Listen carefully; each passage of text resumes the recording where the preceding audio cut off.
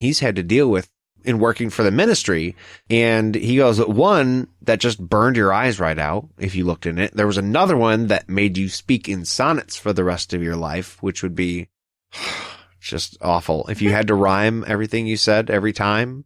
Now you're doing it already. Yeah, you're right. Never mind.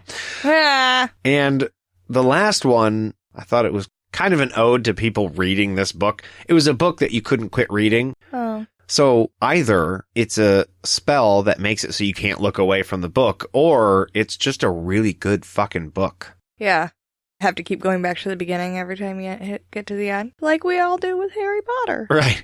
And maybe Joro, when she was writing it, was like, yeah, this is the ticket here. Write a book that they can't put down and retire. Well, there you go. She did it. So he ducks underneath Ron and he grabs the book and he's like, look, we're never going to know if we don't look. And he saw at once that it was a 50-year-old diary from the date on the cover. And I thought that was some really quick math, considering he was struggling to get past his buddy to get to the book. Well, he said in the beginning of the first book that he knew math and stuff. He went to school after all. So as he's looking at the cover as well, he can just make out T.M. Riddle smudged on the first page. And Ron says he recognizes the name. He goes, that guy got an award for special services to the school 50 years ago. He knows because that's the one he burped slugs all over, and he had to clean it up for an hour. And Harry flips through the pages, and he's like, well, there's nothing written in here. And Harry notices a store name on the back, leading him to say that TM must have been a Muggle-born, because apparently the street on London was in a Muggle town. My thing was, there's a wizarding world, but I feel like all wizards aren't hidden within that world. I feel like wizards can shop at Muggle shops all the time. Muggles just don't shop at wizard shops. Yeah, I think you're right. We know that Dumbledore and McGonagall and Hagrid have now traveled to the Muggle world, so it's not out of the realm of possibility that they could just go to Walmart if they wanted to. I mean, when Vernon sees all those people in the first book, they're all just like hanging out on street corners and shit by his work. I don't know why they would be there if they weren't normally there in the first place. Right. So yeah, I think maybe he's assuming a little bit too much about the Muggle shop. Still not a bad thing to take notice of anyway. No. I mean, it's a good little clue. Ron says it's not much use to you, though. It's blank. 50 points if you can get it through Myrtle's nose. He said in a quieted tone. So he's like, yeah, it's real sad that they were saying that to you and all, but go ahead, take a shot, Harry. Harry, however, pocketed it. Again, illustrating how small it is. It's gotta be. Right. Well, it's gotta be smaller than a regular paperback. I mean, maybe if you have the big pockets in your jeans, you can fit an actual paperback, but I feel like this is smaller than that. No, for sure it is. I thought it was funny, though, because here is the first time that I actually for sure noted the phrase pocketed it. And the person who reads the Audible books has said that he had a problem saying pocketed it, and he called Joro and asked her if he could change it to Harry put it in his pocket, and she said no. Oh, really? Yeah. And he had to say that in like every single book after this because she put it in there on purpose. That bitch. Yeah. After reading it, I wasn't sure if the phrase pocketed it came into play when he had the Sorcerer's Stone in his pocket. I'm not sure. We'd have to look back and see. Either way, I know that this would for sure be one of the first times that I've listened to that guy say it, and he sounds like he's struggling. Jim Dale? You said that's who it was? Yeah, well, that's the thing. See, Jim Dale reads the US version of Audible.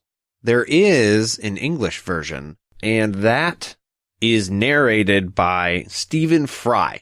And I think I remember hearing something about Stephen Fry having an issue with Joro. So that's got to be what you're talking about. Yeah, so maybe I didn't hear Jim Dale flum it, but it still sounds funny in your ear when you hear it. And I do know that there's a pretty heated debate online about which of these guys has done the job better. Well, I've only heard the one. So. I as well. So maybe it would be fun to get our hands on some of the UK version books and see who we like better. Or at least a chapter or two. I'm down. You know what else I'm down for, Nate? A burr break. I am down as well. All right. Well, this week we are drinking double chocolate milkshake stout from Rochester Mills. It's a milk stout ale brewed with milk sugar, cocoa nibs, cocoa powder, and cocoa butter. Triple threat. Yum. Yeah, it sounds really fucking yum. Now, this one doesn't have a description on the can, which is a bummer, but I think it all lies with the cocoa nibs, cocoa powder, and cocoa butter. They're not fucking around. This is a chocolate-ass beer, and I can't wait to try it. So, like tradition, we have not tried this yet. I'm going to crack this can. There we go.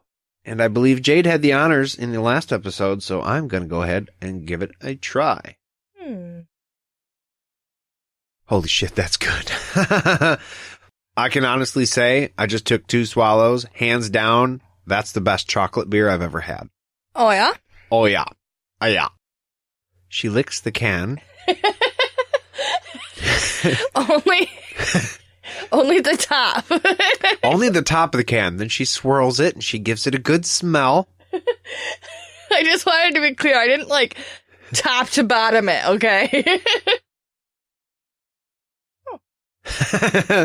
Oh, you know what it kind of tastes like when you eat the chocolate chips right out of the bag? I like the label. It's like frosting.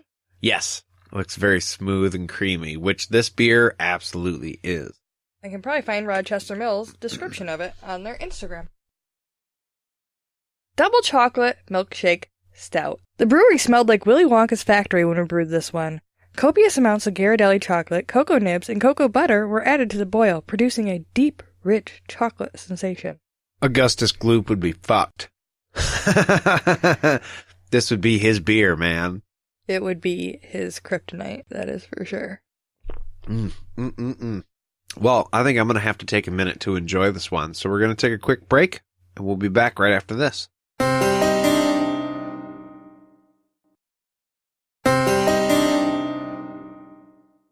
And we are back. So Hermione gets to leave the hospital wing, like we were saying, in the beginning of February. So she's there for at least a month. Harry shows her the diary, and he tells her the story of how he got it. And she was kind of excited and thought it might have powers. And Ron is kind of grumpy about it and wishes Harry would just get rid of it. And Harry wants to know why somebody would try to chuck it. Like why somebody wanted to get rid of it in the first place. Also, he's curious of how this dude got the Special Services Award. Right. He's trying to figure out, I think, if they're connected. But I thought it was interesting that Ron and Hermione have kind of switched personality here. Hermione's all like, fuck yeah! You found a diary! Yeah! Trouble! And finding out mysteries and shit. And Ron's like, throw it away. Yeah, you guys don't want to fuck with that. Of course, Ron is in the know, and Hermione and Harry probably won't be. Right, I just normally think of Hermione as erring on the side of caution, and it seems like in this book specifically, she has taken the more Ron route of throwing that out the window, and Ron's like, I don't feel comfortable. Yeah, Hermione's kind of been a reckless boss this whole book so far. Yeah. So Ron lists off some crazy ideas about how this guy might have gotten an award, but kind of goes, well, who the fuck knows? It was a long time ago. Whatever. But Hermione looks at Harry like she's thinking what he's thinking. Well, the chamber was opened 50 years ago, and so is the diary, or at least it's 50 years old, and Ron's still missing it, so Hermione lays it right out for him. The owner of the diary may have won an award for catching the heir, and his diary could tell them. The current heir wouldn't like that. And this is when Ron gets a little snarky, and he's like, oh yeah, that's a great idea. Super smart, Hermione. Except, the thing's fucking empty. Okay? Yeah, that won't really do him any good. And then Hermione pulls out her wand, and she's like, it might be invisible ink. She tries. Doesn't work. She tries to pull out this thing that looks like an eraser. She says it's a revealer, and, Ron's still not convinced. No, and it doesn't really say what happens to the page. I'm assuming nothing. Yeah. And Ron, yeah, he's just like, it's useless. It's blank. Don't even fucking try. It's an empty book. Somebody gave it to him and he couldn't even be bothered to fill it out. Excuse me? If somebody gave me a journal, that becomes my journal. What do you mean? It's rude for me to not then begin to keep a diary? I don't know. It was just a weird reaction from him. Oh, he couldn't be bothered to fill it out. Well, yeah, maybe he was doing other shit and didn't have time to like rewrite everything that happened to him every day. Sorry. Maybe Ron is a little bit sensitive because it's a leather-bound book, and he's like, dude, that's expensive. No, that could be. That could be. He's like, what a fucking asshole. Get an expensive gift, you use it. Harry can't explain, though, why he can't just throw it away. He's sure he's never heard that name before, but he, like, feels a connection to him. Like, he was a person he knew when he was young, like a friend. But he never had friends before Ron and Hermione, so he doesn't fucking understand. So the next day, he goes to take a look at the Special Services to the School award, and he's accompanied by a curious Hermione and a less than thrilled Ron. Ron, at this point, is fucking sick of the trophy room. He had to do enough work for Filch, so he's not interested in anything in here at all. Which I thought is kind of backwards for Ron, because isn't he like a super huge Quidditch fan? He is, but apparently that doesn't matter in this case. I just think maybe he might like to see some of those types of trophies. Yeah, well, apparently he puked at them all enough, so. He had his fill. But this shield is in a corner, and it didn't have any details on it, which Ron said, it's lucky, or it would have been even bigger, taken him even longer to clean. But they did find a medal with T.M. Riddle's name on it for magical merit and a list of old head boys, which he was on. So, good student. This T.M. Riddle kid. Ron says he sounds a lot like Percy. He's a prefect, head boy, probably top of his class.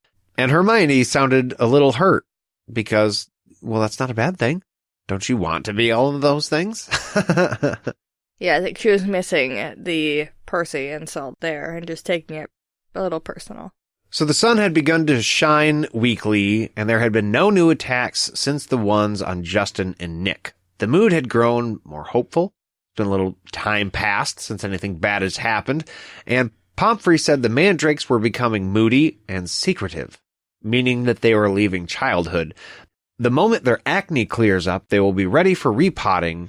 After that, it won't be long before we're cutting them up and stewing them, which, weird, and you'll have Mrs. Norris back in no time.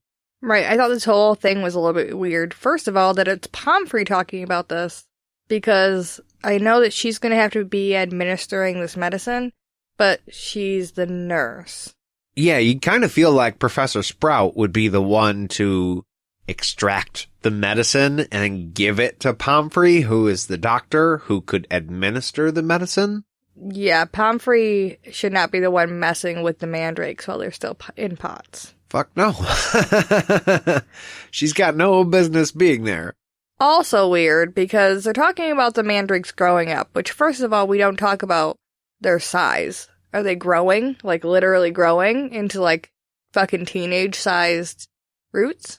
Yeah, we had mentioned that before. We didn't know if they got to be, like, full-grown man-sized or what. Right, and then also that these teachers, Sprout specifically, is watching these things grow from baby all the way up to maturity. And apparently he's going to feel no guilt about chopping them up and stewing them for medicine. Right, and I mean, I don't know if I'm stepping out onto a limb here or not, but, you cut up a vegetable, it's whatever. You cut up hamburger meat, it's whatever. But you don't think about the initial killing of the cow, so to speak. And this is kind of that way. It's a plant, it's a mandrake, right? They grow in the ground. Anyway, maybe it's not really a plant, but still, it's harvest time. So like you said, they grow up and then they murder them by cutting them into little pieces. I suppose it would be closest to, like you said, hamburger. Maybe like a cow or a pig situation where you're raising them from little, but you know that they're going to die, so you don't name them. Chickens. More chickens. I once had a chicken named Chicken. He was delicious. Yes, like cow and chicken. It was named Chicken. See, that's why he didn't have a better name, though, because you ate him. Yeah, well, yeah, we pretty